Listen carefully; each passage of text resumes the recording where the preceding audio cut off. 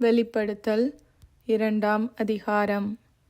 எபேசு சபையின் தூதனுக்கு நீ எழுத வேண்டியது என்னவெனில், 7 நட்சத்திரங்களை தம்முடைய வலது கரத்தில் ஏந்திக் கொண்டு 7 பொன் குத்துவிளக்குகளின் மத்தியிலே உலாவிக் கொண்டிருக்கிறவர் சொல்லுகிறதாவது: உன் கிரியைகளையும் உன் பிரயாசத்தையும் உன் பொறுமையையும், நீ பொல்லாதவர்களை சகிக்க கூடாமல் இருக்கிறதையும், அப்போஸ்தலர் அல்லாதவர்கள் தங்களை அப்போஸ்தலர் என்று சொல்லுகிறதை நீ சோதித்து அவர்களை பொய்யர் என்று கண்டறிந்ததையும், நீ சகித்து கொண்டிருக்கிறதையும் பொறுமையாய் இருக்கிறதையும், என் நாமத்து நிமித்தம் இலைப்படையாமல் பிரயாசப்பட்டதையும் அறிந்திருக்கிறேன். ஆனாலும் நீ ஆதியில் கொண்டிருந்த அன்பை விட்டாய் என்று உன் பேரில் எனக்கு குறை உண்டு. ஆகையால் நீ இன்ன நிலைமையிலிருந்து விழுந்தாய் என்பதை நினைத்து மனம் திரும்பி ஆதியில் செய்த கிரியைகளை செய்வாயாக.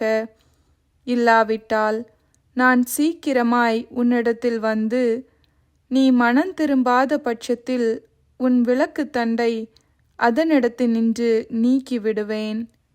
நான் வெறுக்கிற நிக்கோலாய் மதஸ்தரின் கிரியைகளை நீயும் வெறுக்கிறாய். இது உன்னிடத்தில் உண்டு. ஆவியானவர் சபைகளுக்கு சொல்லுகிறதை காதுள்ளவன் கேட்க கடவன். ஜெயங்கொள்ளுகிறவனவனோ அவனுக்கு தேவனுடைய பரதீசின் மத்தியில் இருக்கிற ஜீவ விருட்சத்தின் கனியை புசிக்க கொடுப்பேன் என்றெழுது.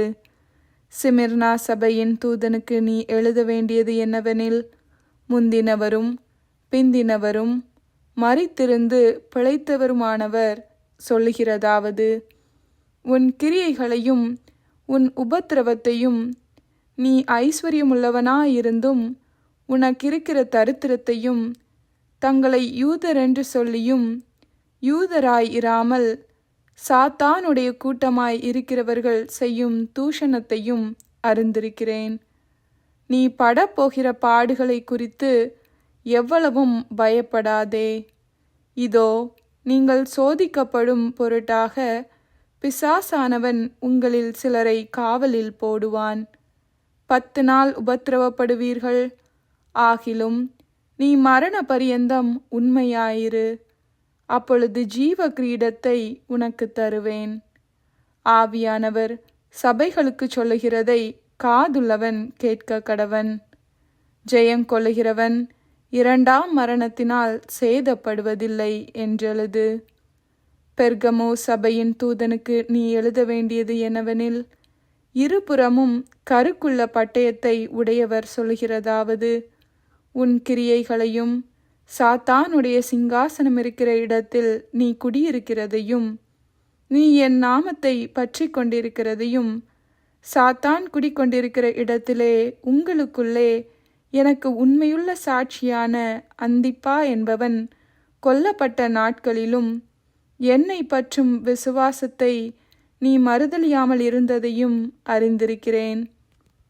ஆகிலும் சில காரியங்களை குறித்து உன் பேரில் எனக்கு குறை உண்டு.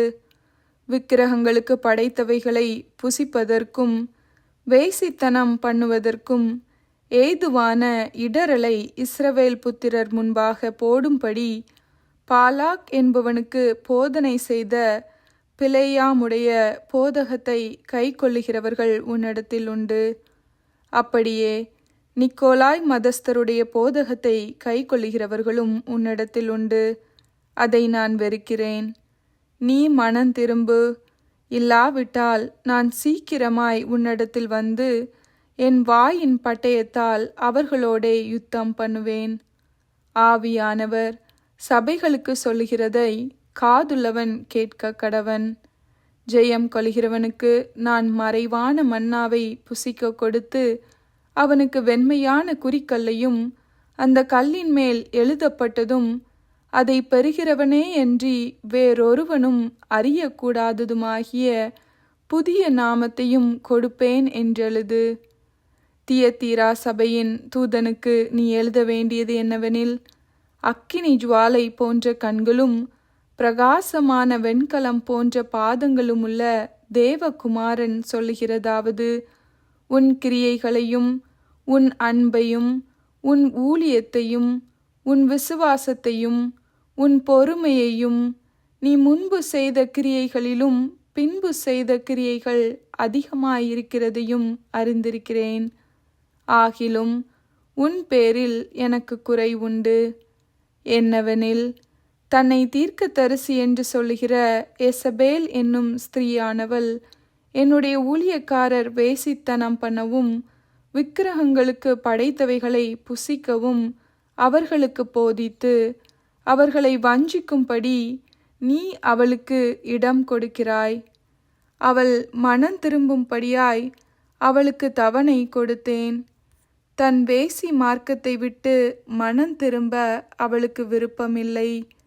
இதோ, நான் அவளை கட்டில் கிடையாக்கி அவளுடனே விபச்சாரம் செய்தவர்கள் தங்களுடைய கிரியைகளை விட்டு மனம் திரும்பாவிட்டால் அவர்களையும் மிகுந்த உபத்திரவத்திலே தள்ளி அவளுடைய பிள்ளைகளையும் கொல்லவே கொல்லுவேன்.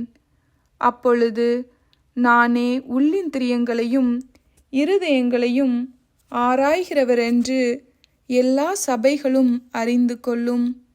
அன்றியும் உங்களில் ஒவ்வொருவனுக்கும் உங்கள் கிரியைகளின்படியே பலனளிப்பேன்.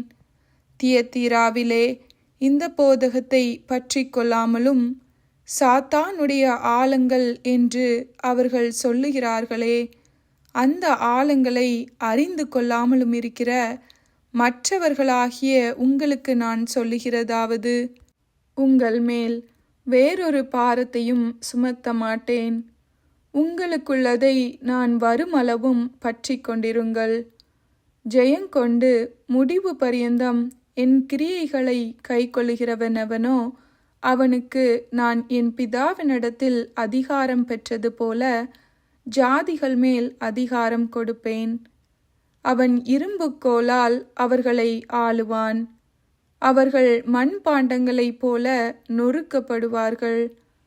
விடிவெளி நட்சத்திரத்தையும் அவனுக்கு கொடுப்பேன். ஆவியானவர் சபைகளுக்கு சொல்லுகிறதை காதுள்ளவன் கேட்க கடவன் என்றெழுது.